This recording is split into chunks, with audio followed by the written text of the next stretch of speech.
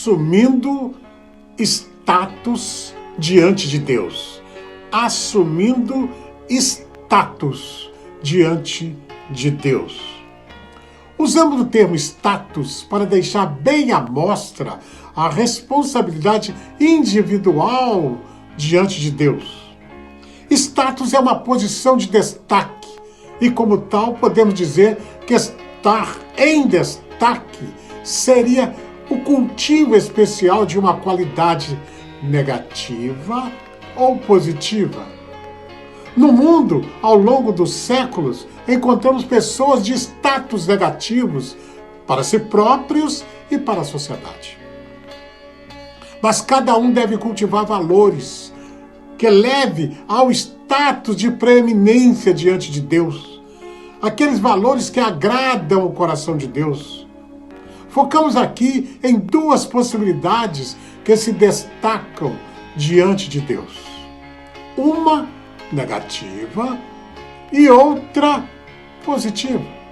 Falamos de mentiroso e verdadeiro. Porque mentira é desde o início. A desobediência teve sua raiz numa mentira, ou melhor, a mentira teve a sua raiz na desobediência. E o verdadeiro, aquilo que foi totalmente desmascarado como uma mentira do inimigo. Aquele que cultiva em sua vida o valor da mentira, no engano, tem status de mentiroso. Assim ele é conhecido por todos. As pessoas que cometem enganos são conhecidas como pessoas enganadoras, pessoas que não merecem confiança. Aquele que cultiva os valores da verdade é verdadeiro e assim ele é conhecido. É alguém que merece confiança. As suas palavras, os seus atos são verdade. O livro sagrado declara esses dois status assim. Em 1 João capítulo 8, versículo 1, versículos 8 a 10. Se afirmarmos que estamos sem pecado, enganamo-nos a nós mesmos e a verdade não está em nós. Se confessarmos os nossos pecados, Ele é fiel e justo para perdoar os nossos pecados e nos purificar de toda a injustiça. Se afirmamos que não temos cometido pecado, fazemos de Deus um mentiroso e a sua palavra não está em nós. Ora, em primeiro lugar, status de mentiroso.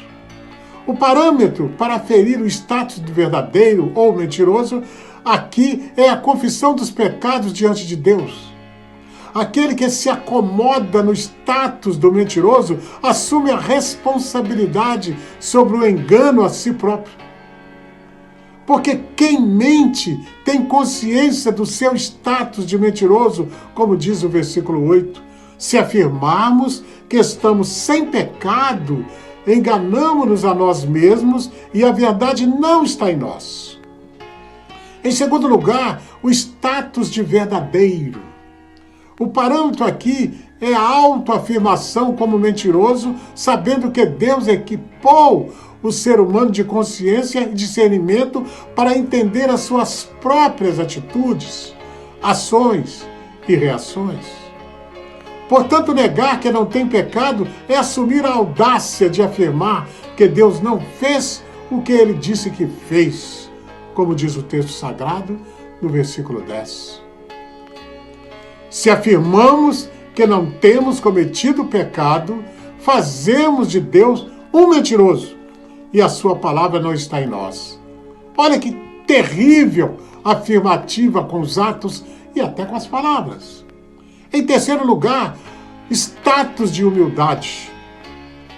Ora, se todo ser humano peca, sobra-lhe outro status, que é o de assumir o seu estado de vulnerável e depender da misericórdia de Deus, porque ninguém consegue por si só livrar-se da culpa do pecado. Jesus oferece uma oportunidade de assumir o status de vulnerável e dependente da misericórdia de Deus. Como diz o livro sagrado no versículo 9. Antes de entrar no texto sagrado, no versículo 9, é preciso que todo ser humano assuma o status de vulnerável. Porque ninguém peca involuntariamente. O pecado é uma programação da mente e do coração. Se confessarmos os nossos pecados, diz o versículo 9, Ele é fiel e justo para perdoar os nossos pecados e nos purificar de toda injustiça. E o mais importante é que cada um pode escolher o seu status. É uma questão individual. Qual é o status que você escolhe? De mentiroso? De chamar Deus de mentiroso?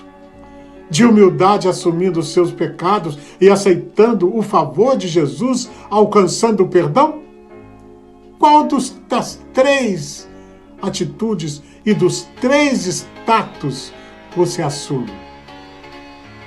Senhor Deus, nos ensina a falar com clareza da Tua palavra, mas ensina mais aqueles que têm o status de enganar a si próprio, assumirem com humildade que são vulneráveis e pedir perdão diante de Ti a cada pecado cometido, para que possa alçar a Tua presença.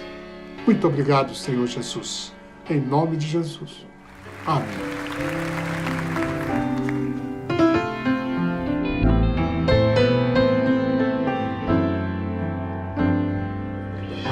O Senhor é meu pastor e nada vai faltar. Entre pastos verdejantes me fará repousar,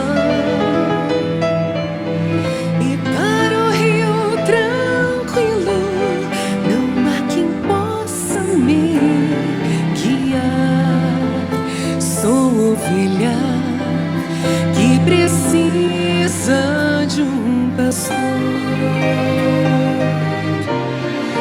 Nem que as trevas me tragam medo e morte, ainda assim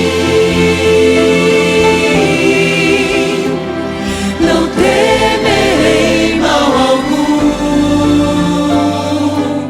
Se Tu estás comigo aqui, o que então temer?